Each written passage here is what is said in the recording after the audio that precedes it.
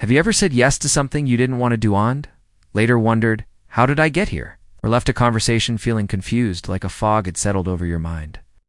That feeling might not be a coincidence. You could be facing manipulation and not even realize it.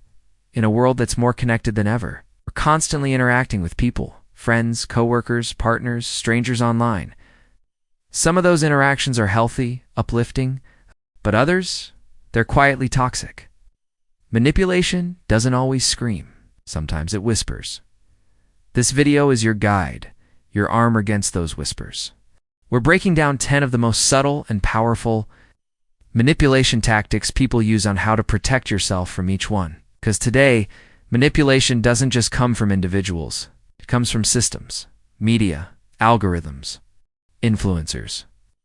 Learning to spot these patterns isn't just about protecting your peace. It's about reclaiming your power. Point 1. Emotional manipulation. This is where it all begins.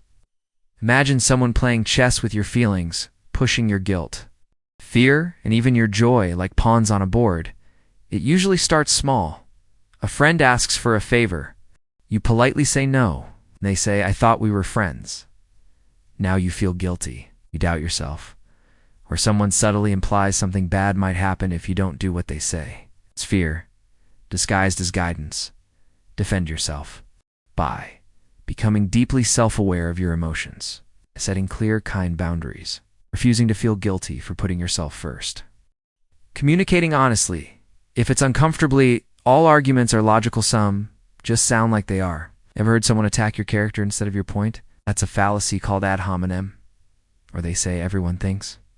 This way, that's a hasty generalization. Or, if you do this one thing, your whole life will fall apart. A slippery slope? Your defense. Learn to spot these traps. Question what you hear. Stay calm. Ask for evidence. Keep your own arguments rooted in facts, not emotion. Gaslighting is like mental sabotage. You remember a conversation. They say it never happened. You share a feeling. They say you're overreacting. Suddenly you start questioning your memory, your instincts, even your sanity.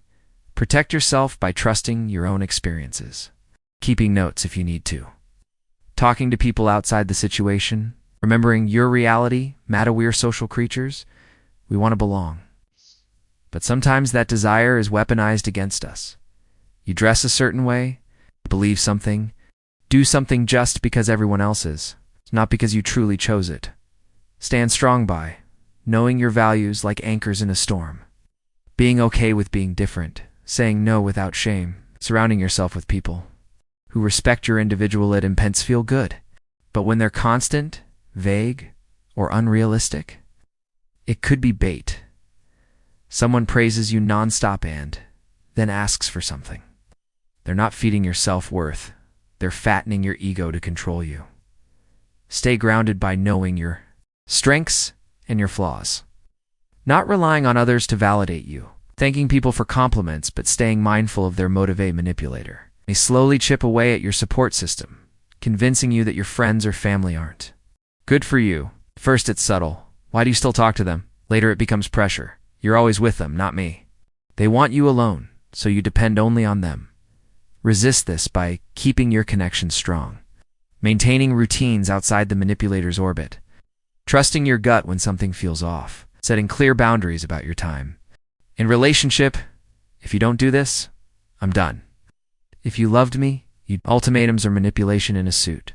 They create panic and urgency, forcing you into decisions.